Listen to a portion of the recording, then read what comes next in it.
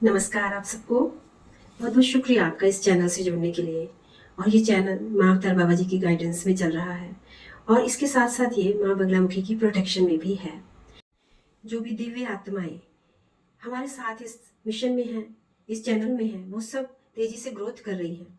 और जैसे कि हम इस चैनल को, इस मिशन को बढ़ाने के लिए हर रोज लाइव आ रहे हैं, लाइव ध्यान कर रहे हैं, पॉजिटिविटी में बढ़ रहे हैं, वो सब हमारी ग्रोथ को और हमारी आत्मिक उन्नति को दर्शाता है।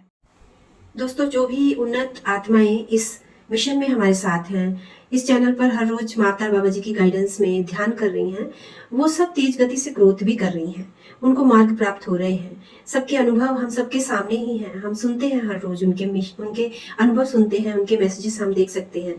तो ये उस ऊर्जा का है, उस शक्ति का है जिसने चुना है इस चैनल को। मैंने पहले भी कहा, आज भी कहती हूँ, अगर आप सब साथ हैं तो ये कभी भी रुक नहीं पाएगा। और माँ अवतार बाबा जी जब तक चाहेंगे हम ग्रोथ करते जाएंगे। और अभी हम बात करते हैं कि पिछले वीडियोस जो मेरे आए हैं, आप सबने उनमें सुना होगा कि सबसे पहले हमको कैसे काम करना है। प्राण ऊर्जा से आगे बढ़ते हुए, समझते हुए, उसको सूर्य देव को जानकर, प्राण ऊर्जा को जानकर, इसके बाद धीरे धीरे अपने ऊपर काम करते हुए, अपने आधार को, अपने तत्वों को पहचान कर, जब हम धीरे धीरे आगे ग्रोथ करते हैं, बढ़ते हैं, समझते हैं कि ये जो बॉडी हमको प्राप्त हुई है, ये एक बहुत ही अनमोल वरदान के रूप में हमको मिली है और इसको यूं ही व्यर्थ नहीं गवाया जाना चाहिए। ये जितनी भी आयु हम पीछे बिता चुके हैं, जब ना समझ थे, अज्ञानता से भरे थे, अंधकार में थे, नहीं पता था, तब तक जो निकल गया उसको भूलना पड़ेगा, उस अतीत को छोड़कर अब आगे की ओर हमको सिर्फ और सिर्फ आगे की ओर फोकस करना है और समझ कर चलना है, बढ़ना है जागरूकता में। क्यों ध्यान को जागरूकता का रास्ता बोला जाता है, क्यों अवेकनिंग वर्ड को यूज किया जाता है? क्योंकि ये आंखें बंद करके चलने का मार्ग नहीं है। आंखें बंद करके हमें भीतर की आंखें खोलनी है, हमें भीतर से जागृत होना है। हम जागृत हैं बाहर से, लेकिन अभी समय है भीतर की जागृति का, भीतर से अपनी आंखें खोलने का।